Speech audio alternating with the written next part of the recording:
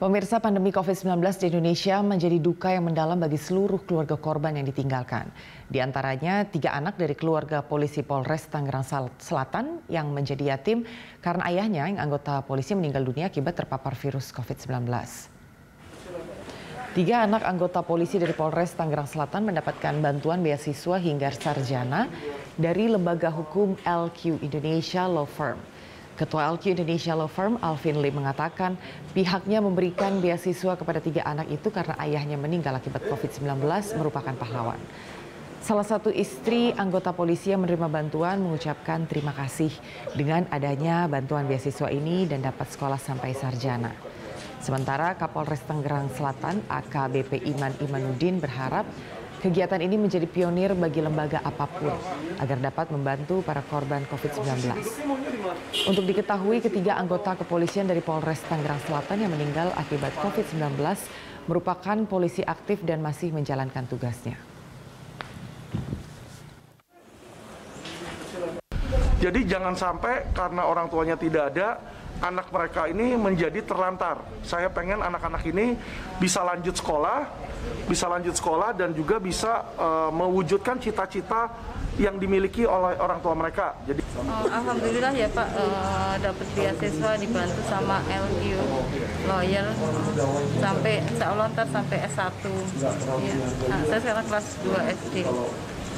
Saya berharap ini adalah pionir bagi rekan-rekan yang lain, bagi teman-teman yang lain yang memiliki kelebihan untuk berbagi dengan. Para wali kota se-Indonesia yang tergabung dalam Asosiasi Pemerintahan Kota Indonesia (APEKSI) meminta Presiden Jokowi kembali menggulirkan dana kelurahan guna mempercepat recovery ekonomi akibat pandemi COVID-19.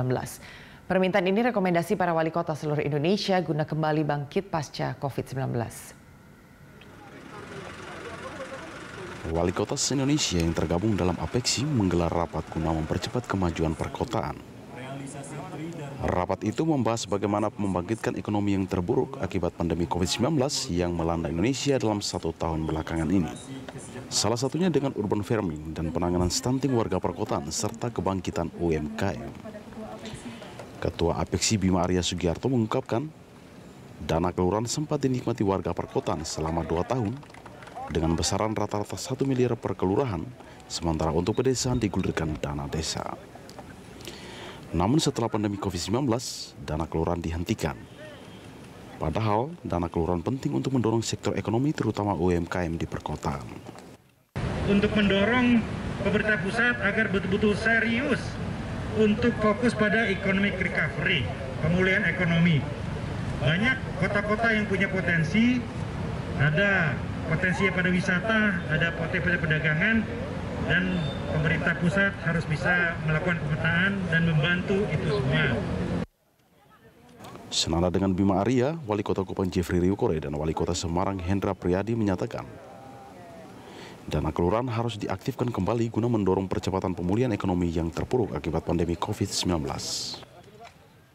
Kelurahan sesuatu yang sangat penting buat kita di kota-kota ini, karena perkembangan ekonomi bukan hanya ada di desa, tapi di kelurahan juga justru membantu masyarakat paling banyak. Di banyak kota justru sangat dibutuhkan itu untuk peningkatan ekonomi masyarakat. Jadi sangat dibutuhkan. Kita hanya mendapat 2 tahun saja. Kita berharap lebih dari itu. Ya itu kebijakan pemerintah pusat memang, tapi seandainya dalam masa-masa ini Pak Presiden juga kembali mengeluarkan kebijakan dana kelurahan, saya rasa ini menjadi sebuah angin segar untuk kemudian kita yang di daerah perkotaan, daerah kota ini bisa melakukan refresh lagi, percepatan lagi pasca COVID-19 di tingkat kelurahan. Para wali kota se-Indonesia ini sepakat untuk memenuhi Presiden Joko Widodo guna mengusulkan kembali dana kelurahan. Heru Yustanto, Berita 1 Bogor, Jawa Barat.